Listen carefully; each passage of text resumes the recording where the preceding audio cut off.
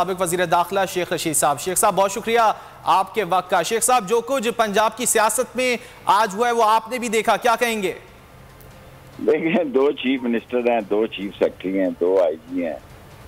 آصف زرداری پنجاب کو خوار کرنا چاہتا تھا، اس میں وہ کامیاب ہو گئے ہیں، اور ایک مہینہ انتظار کریں، کل مہینہ شروع ہو رہا ہے۔ یہ سیاست اس طرح تو نہیں چل سکتی نا کہ باپ پہ بھی فرد جرم ہو اور وہ پرائم منسٹر ہو، اور بیٹے پہ بھی فرد جرم ہو اور وہ چیف منسٹر ہو، اور جمہوریت کا مذاق ہو رہا ہے۔ جمہوریت نہ ہو گئی، یہ تو میرا مطلب ہے پم پم کا کھیل ہو گیا۔ تو یہ صرف ایک مہینہ انتظار کریں، یہ اس طرح نہیں ملک چل سکتا، کسی ایک طرف ضرور لگے گا، اور اگر ایک مہینے میں عمران خان صاحب نے کال دے دی پھر اس کا نتیجہ بھی دیکھیں کیا ہوتا ہے۔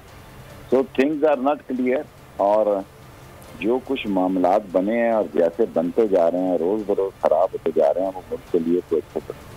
اچھا شیخ صاحب، آپ کے جانتے میں اس وقت آئینی طور پر وزیر اعلیٰ کون ہے پنجاب کا؟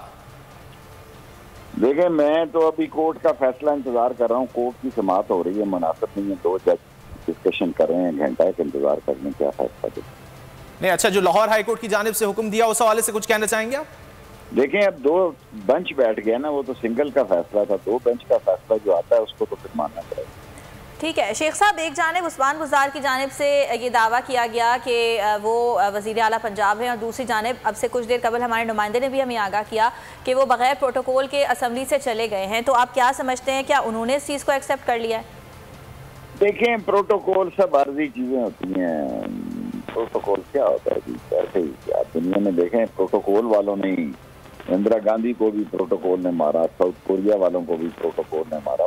پروٹوکول کوئی اتنی بڑی چیز نہیں جس کے لیے ہم لوگ مرے جاتے ہیں، یہ تو ویسے ہی کمپنی کی مشہوری کے لیے ساتھ ہوتا ہے، تو پروٹوکول کوئی اتنی اہم چیز نہیں ہے۔ ابھی دیکھیں دو بینچ بیٹھے ہیں، یہ کیا سماعت کریں۔ شیخ صاحب ایک آخری سوال یہ آپ سبسکرائب کریں اور بیل دبائیں تاکہ کوئی خبر رہ نہ جائے۔